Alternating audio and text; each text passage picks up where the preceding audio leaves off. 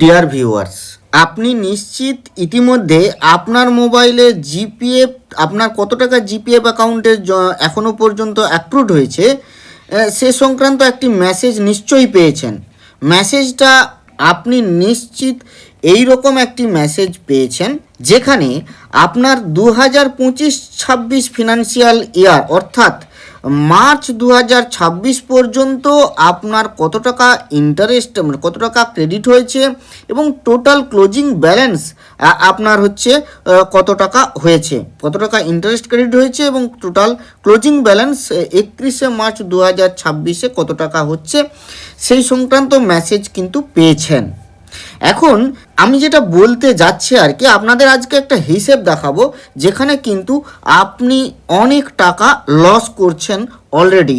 2023-24 financial year থেকে কিন্তু online PF system মডিউলটা চলে আসে এবং সেই 2023-24-এ সমস্ত স্কুলকে বলা হয় যে তারা তাদের ওপেনিং ব্যালেন্স এই অনলাইন মডিউলে যেটা হচ্ছে এনজিআই পিএফ মডিউল, সেই এনজিআই পিএফ মডিউলে সমস্ত স্কুল প্রত্যেক টিচারের ইন্ডিভিজুয়াল টিচারের এগেনস্টে আপলোড করবেন মানে ওটা ডেটাটা পুট করবেন। তো সেই অনুযায়ী স্কুলের যে এক্সিস্টিং লেজার ছিল সমস্ত টিচারদের লেজার খুলে সেই লেজার অনুযায়ী ওপেনিং ব্যালেন্স অর্থাৎ 2022-23-এর ক্লোজিং ব্যালেন্স মিনস 2023-24-এর ওপেনিং ব্যালেন্স কিন্তু পুট করা হয়েছিল এবং সেইটি অনুযায়ী পরবর্তী সমস্ত ক্যালকুলেশন কিন্তু জিপিএফ অ্যাকাউন্টে প্রত্যেক টিচারের জিপিএফ অ্যাকাউন্টে অটোমেটিক ইন্টারেস্ট ক্রেডিট হয়ে যাচ্ছে। যখন যেমন গভর্নমেন্ট তার নোটিফিকেশন দেয় সেই অনুযায়ী ইন্টারনালি একটা ক্যালকুলেশন হয় এবং অবভিয়াসলি আপনারা যদি চান এইরকম একটি কাগজ দেখতে পাবেন, আমি সেই কাগজটা দেখাচ্ছি। এই হচ্ছে সেই কাগজ যেখানে আপনার সমস্ত ডিটেলস থাকছে এবং আপনি কত টাকা প্রতি মাসে সাবস্ক্রিপশন জমা করছেন সেটার যে স্টেটমেন্টটা থাকছে এবং ওপেনিং ব্যালেন্স ওই সালে যেটা 2025-26 ধরুন, এটা যদি 2025-26 স্টেটমেন্ট ইয়ার হয় তাহলে তার ওপেনিং ব্যালেন্স এবং কত টাকা টোটাল ডিপোজিট হয়েছে, উইথড্রন হয়েছে কি না, কত টাকা ইন্টারেস্ট অ্যাক্রুড হয়েছে ওই ফিনান্সিয়াল ইয়ারে, তারপরে সেইটি যোগ করে এটা ক্লোজিং ব্যালেন্স এটা আপনাকে দেখাবে। এই হচ্ছে সেই কাগজ।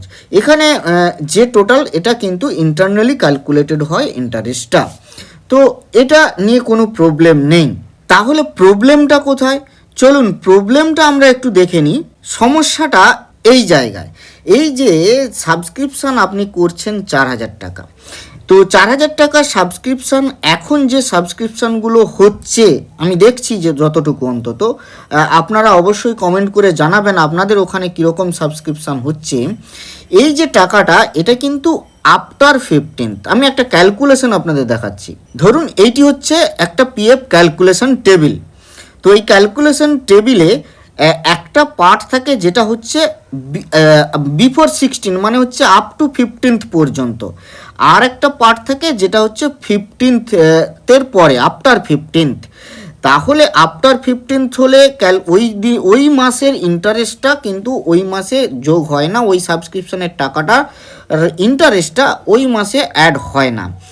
আর আপ টু 15th হলে যে টাকাটা সাবস্ক্রিপশান হয়, যে টাকাটা আপনি ডিপোজিট করছেন তার ইন্টারেস্টটা ফুল ওই মাসের জন্য পান। এটাই হচ্ছে পিপিএফের নিয়ম, জিপিএফের নিয়ম। এবং এটাও বলে রাখি যে এটা একই নিয়ম কিন্তু যে কোনো পাবলিক প্রভিডেন্ট ফান্ডের ক্ষেত্রেও প্রযোজ্য। অর্থাৎ আপনি যদি কোনো ব্যাংকে পিপিএফ খোলেন সেটার ক্ষেত্রেও প্রযোজ্য, তবে সেই ডেটটা কিন্তু এইরকম 15 ভাগ নেই, ওখানে কিন্তু আপ টু 4th মানে 5th থেকে ওই টাকাটা 5th বা তারপরে যদি জমা দেন তাহলে ওই টাকাটার পুরোটা ইন্টারেস্ট কিন্তু পরের মাসে গিয়ে যোগ হবে, ওই মাসে পাবেন না। অর্থাৎ সবাই চেষ্টা করবেন যে কোনো পিপিএফে যখন আপনি টাকাটা দেবেন 1, 2, 3, 4 তারিখে টাকাটা যে কোনো একটা ডেটে জমা করতে। তো কিন্তু ব্যাপারটা দেখুন, এখানে আমি একটা ক্যালকুলেশনে যাব যে এটাতে কি প্রভাব পড়ে এবং এটাতে যে মারাত্মক প্রভাব পড়ে হয়তো আপনারা জানেন কিন্তু কখনো ক্যালকুলেশন করে দেখেননি। তো আমি সেটাই আজকে দেখাবো। একটু আমি আপনাদেরকে আজকে অঙ্কের মাধ্যমেই বলবো। প্র্যাকটিক্যালি এই ফর্মুলাটা যদি আপনারা নিয়ে নিতে পারেন তাহলে আপনি এক ঝটকায় এই ক্যালকুলেশনটা করতে পারবেন। তবে ধৈর্য ধরে দেখুন শেষ পর্যন্ত, কারণ একেবারে শেষে আমি আপনাদের পুরো একটা ডিটেলস দেখাবো যে 5 বছর 10 বছর বা 20 বছর পর্যন্তও যদি আপনি টাকাটা কেউ পিপিএফে জিপিএফে টাকাটা রাখে তাহলে তার কত টাকা লস হবে বা লস হচ্ছে প্র্যাকটিক্যালি আপনি যদি হিসাব করেন। তো এটা একটু বুঝিয়ে দিই, যারা ব্যাপারটাকে একেবারে নিজের মতো করে হিসাব করবেন তাদের ক্ষেত্রে এই রেডিমেড যে ফর্মুলা এটা বিশাল কাজ করবে। তো এখানে জেনারেল ফর্মুলা হচ্ছে এটাই যে এইটি হচ্ছে মেন ফর্মুলা, সেটি হচ্ছে ক্লোজিং ব্যালেন্স। এইটি হচ্ছে closing balance at the end of the nth year. মানে ধরুন 5 বছরের শেষে ক্লোজিং ব্যালেন্স আপনি জানতে চাইলেন, তাহলে কত টাকা হবে এই ফর্মুলাতে বসালেই আপনি পেয়ে যাবেন। তো কিভাবে করবেন আমি একটু বলে দিচ্ছি, যারা বুঝতে পারছেন একটু দেখে নেন, না হলে এটাকে স্ক্রিনশট করে আপনি পরবর্তীকালে করতে পারেন, নতুবা একটু ধৈর্য ধরে থাকুন। একেবারে শেষে আমি কিন্তু আপনাদের রেডিমেড যে কত টাকা লস করছেন আপাতত সেটা বলে দিতে পারবো। তো চলুন আমরা এই দেখি এগুলোর মানেটা কি। এই যে পি বলেছে, এই পিটার মানে হচ্ছে আপনার ধরুন 22-23 সালে এসে বা 23-24 সালের প্রথমে আপনার একটা টাকা ওপেনিং ব্যালেন্স হিসাবে ধরুন 1 লাখ টাকা ছিল। আমি এখানে যেমন একটা হিসাবে দেখিয়ে দিচ্ছি, এই যে ধরুন 1 লাখ টাকা, এটা হচ্ছে কোন সাল 21-22-এ ধরেছি আমি। তো 21-22 সালে আপনার টাকাটা 1 লাখ টাকা ছিল, এইটি হচ্ছে ওপেনিং ব্যালেন্স। তো সেই টাকাটাই হচ্ছে কিন্তু এই পি ভ্যালুটা, ঠিক আছে। এবার আরটাকে, এই ক্যাপিটাল আরটা কি না, এইটা হচ্ছে ক্যালকুলেশন করতে হবে 1 প্লাস ছোটো আর বাই 100। এই ছোটো আর বা স্মল আরটা হচ্ছে আমাদের এখানের ক্ষেত্রে 7.1। এই 7.1 ভ্যালু, 7.1 কোথা থেকে এলো না, এটি হচ্ছে আমাদের সেই ইন্টারেস্ট, রেট অফ ইন্টারেস্ট যেটা এখনও পর্যন্ত দিচ্ছে। এটা যদি কমে যায় বা বেড়ে যায় সেই অনুযায়ী কিন্তু আর এর ভ্যালুটা হবে এখানে। তাহলে আর হচ্ছে আমাদের 7.1। তো এইটা ক্যালকুলেশন করলে এই ক্যাপিটাল আর এর ভ্যালুটা বেরোবে, এই capital R to the power n. এবারে ধরুন এই ছোটো এ, এই ছোটো এ হচ্ছে যে টাকাটা আপনি প্রতি মাসে ইনভেস্ট করছেন। মানে ধরুন এখানে এই যে টাকাটা ধরুন 10,000 টাকা প্রতি মাসে কেউ ইনভেস্ট করছে, তাহলে তার ক্ষেত্রে এই ছোটো এর ভ্যালুটা হবে 10,000। এবার এই ক্যাপিটাল এটা ক্যালকুলেট করতে হবে। এটি আসলে দুটো মান বেরোতে পারে ডিপেন্ডিং, যেটাই প্র্যাকটিক্যালি যেটা বলছি যেখানে গোলমালটা আছে বা গলতটা। যদি কোনো টাকা 15 তারিখ পর্যন্ত, মাসের 15 তারিখ পর্যন্ত জমা হয়, তাহলে তার ক্ষেত্রে 15 তারিখ পর্যন্ত জমা হলে এই ভ্যালুটা হবে, ঠিক আছে। এই ভ্যালুটা মানে হচ্ছে 12 গুণ ওই এ ভ্যালু দিয়ে গুণ প্লাস 78 গুণ হচ্ছে এ গুণ আর বাই 1200। এইটা ক্যালকুলেট করলে যে ভ্যালুটা হয় সেটি হচ্ছে এই ক্যাপিটালের ভ্যালু। আর যদি আপনার টাকাটা 15 তারিখের পর জমা হয়, 15 তারিখের পর জমা হলে তাহলে এইটি ক্যালকুলেশন করতে হবে। এবার এইটি এ পেয়ে গেলেন, আপনি আর পেয়ে যাচ্ছেন, পি পেয়ে যাচ্ছেন, পুট করুন। এটা হচ্ছে আর টু দি পাওয়ার এন। এনটা কি, এনটা ধরুন আপনি 5 বছরের শেষে আপনার ক্লোজিং ব্যালেন্স কত হবে সেটা জানতে চাইছেন, তাহলে আপনি ক্যালকুলেটরে এই ভ্যালুটা পুট করুন। এখানে সমস্ত ভ্যালু পুট করলে আপনাকে কিন্তু আর টেবিল ধরে হিসেব করতে হবে না। মানে আমরা যারা এই যে এক্সেল টেবিল ধরে আমরা হিসেব করছি, ধরুন আমরা এই যে এক্সেল টেবিল ধরে প্রতি বছরের একটা করে এক্সেল টেবিল, এরকম টেবিল করে হিসেব করে আমরা একটা ক্লোজিং ব্যালেন্স ধরুন বের করছি। তাহলে এই ক্লোজিং ব্যালেন্সটা আপনি ধরুন 21-22-এর ওপেনিং ব্যালেন্স 1 লাখ টাকা, প্রত্যেক মাসে 10,000 টাকা করে যদি কেউ, এখানে অবভিয়াসলি আমি ফিক্সড ভ্যালুটা ধরেছি, কারোর টাকাটা বাড়তে পারে, কোনো একটা ইয়ারে এসে টাকাটা 10,000-এর জায়গায় 12,000 হয়ে গেছে, সেটা মে বি পসিবল। তো তবে এক্ষেত্রে ধরে নেওয়া হয়েছে যে এই টাকাটা ফিক্সড আছে। এই টাকাটা যদি ফিক্সড থাকে তাহলে আপনার 5 বছর কি 10 বছর কি 20 বছর, তো যেটা হবে সেটাই হবে এনের ভ্যালু। সেই এনের ভ্যালু পুট করলে তত বছরের শেষে আপনার ক্লোজিং ব্যালেন্স কত হবে সেইটা কিন্তু এটা দিবে। এবার ঘটনা হচ্ছে এই কায়দাটা এখানেই আছে, দেখুন এই যে 66 আর 78 এই ভ্যালুটা দাঁড়াচ্ছে, পার্থক্য কিন্তু দেখুন 12। কিসের জন্য পার্থক্য? টাকাটি যদি আপনার 15 তারিখের পর জমা হয়, আপনার অ্যাকাউন্টে জমা পড়ে, তাহলেই কিন্তু এই 12র পার্থক্য চলে আসবে, মানে এই ভ্যালুটার ফারাক চলে আসবে এবং আপনার টাকাতে ফারাক চলে আসবে এইটা। এটা হচ্ছে ডিফারেন্স অ্যামাউন্ট, টাকাতে ফারাক চলে আসবে এইটা, আপনার যে টোটাল টাকাতে ফারাক চলে আসবে। সেটা 5 বছরের শেষে হলে এনের মান 5 বসালে এই ভ্যালুটা আসবে, আর সেটা 10 বছরের শেষে হলে এনের মান 10 বসালে এইটা আসবে। তাহলে এখানে দেখুন মূল যে ব্যাপারটা দাঁড়াচ্ছে, এই যে বছরের ক্যালকুলেশনের জন্য, অর্থাৎ যত বেশি দিন রাখবেন তত বেশি দিনের শেষে আপনার যে ফারাক টাকাটা সেটা কিন্তু বেড়ে যাবে। কি কারণে বাড়ছে? অবভিয়াসলি বুঝতেই পারছেন যে এই সংখ্যাটা কিন্তু বাড়ছে, এইটাকেই আমরা বলছি মাল্টিপ্লাইং ফ্যাক্টর। এই ফ্যাক্টরটা জন্যই কিন্তু বাড়ছে। এবারে চলুন আমরা একটা এক্সেল শিটে যাই, যেখানে আমরা ক্যালকুলেশনটাকে একটু নিরীক্ষণ করব। তো আমরা এই টেবিলে চলে আসি, ডিফারেন্স টেবিল।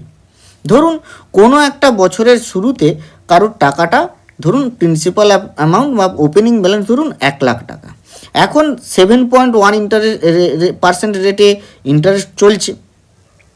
কোনো ব্যক্তি 10,000 টাকা, আমি ধরে নিচ্ছি, তিনি প্রতি মাসে 10,000 টাকা কনস্ট্যান্ট প্রতি মাসে ডিপোজিট করে যাচ্ছেন।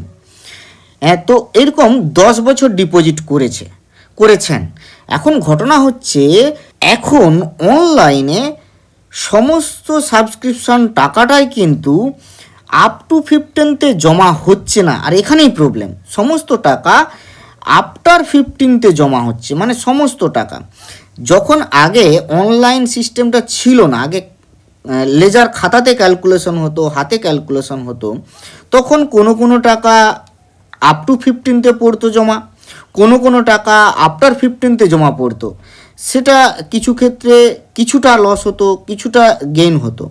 কিন্তু এখন যেটা প্যাটার্ন আমি দেখতে পাচ্ছি, সেটা সমস্ত টাকাটাই, যত টাকা সাবস্ক্রিপশান হচ্ছে সেটা পুরোটাই কিন্তু সবসময় প্রতি মাসেই আফটার 15th জমা হচ্ছে।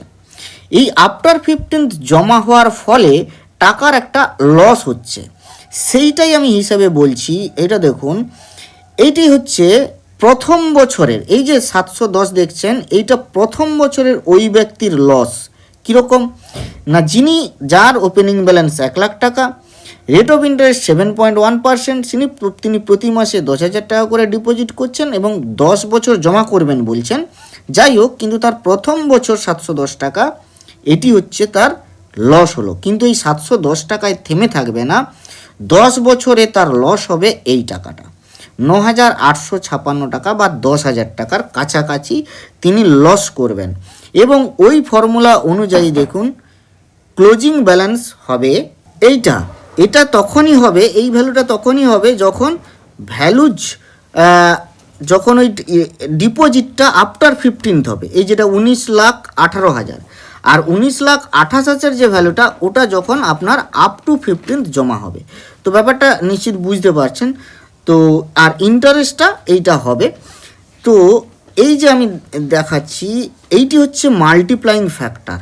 যত দেখুন মানে ইয়ার বাড়ছে, 5 বছর পর্যন্ত কেউ যদি টাকাটা জমা রাখেন, তার মাল্টিপ্লাইং ফ্যাক্টর হবে 5.76। কতর সাথে না, এই 710 টাকা যার প্রথম বছরের এটা লস, সেই প্রথম 710-এর সাথে যদি 5.76 গুণ করেন, তাহলে এই 4,091 টাকাটি দাঁড়াবে।